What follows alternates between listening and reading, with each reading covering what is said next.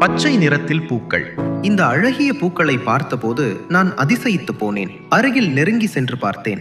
என் கண்களை என்னால் நம்பவே முடியவில்லை. பச்சை பூவுக்கு நடுவில் பச்சை தவளை. ஒவ்வொரு பூவுக்கு உள்ளேயும் குட்டியா ஒரு பச்சை தவளை அமர்ந்திருப்பது போல இருந்தது. ஆனால் உண்மையில் இது தவளை இல்லை. ஆச்சரியப்பட வைக்கும் பூவின் இயற்கையான வடிவம் இது.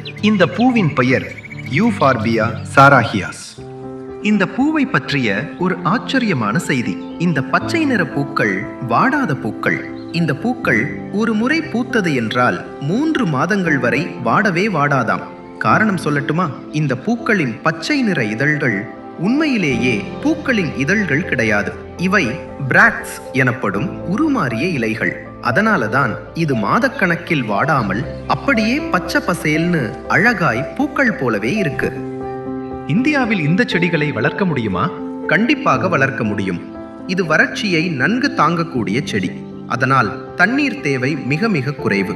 விதைகள் மற்றும் தண்டு துண்டுகள் என 2 வழிகளிலும் இந்த செடிகளை பயிர் செய்யலாம். செடிகள் பூத்து முடிந்த பின் தண்டு பகுதியை அடிவரை கத்தரித்து விட்டால் அடுத்த 5 முதல் 10 ஆண்டுகள் வரை தொடர்ந்து ஒவ்வொரு வசந்த காலத்திலும் மிக அழகாக பூக்கும். அழகு என்றாலே ஆபத்துதான். பார்க்க ரொம்ப அழகாக இருக்கும். இந்த பச்சை நிற பூவுக்கு பின்னால் ஒரு ஆபத்தான விஷயம் இருக்கு தெரியுமா? இந்த செடிகளின் தண்டையோ பூவையோ உடைத்தால் அதிலிருந்து ஒரு வெள்ளை நிற பால் போன்ற சாறு வரும். இந்த பால் நம் தோலில் பட்டால் கடும் அரிப்பை ஏற்படுத்தி தோலில் அலர்ஜி உண்டாக்கும். நம் கண்களில் பட்டால் கண்களுக்கே ஆபத்தாய் ஆகும். அதனால் இந்த செடிகளை வெட்டும்போது மிகவும் ஜாக்கிரதையாக இருக்க வேண்டும். இது போன்ற அழகிய வீடியோக்களை தொடர்ந்து பார்க்க என் சேனலை சப்ஸ்கிரைப் பண்ண மறக்காதீங்க.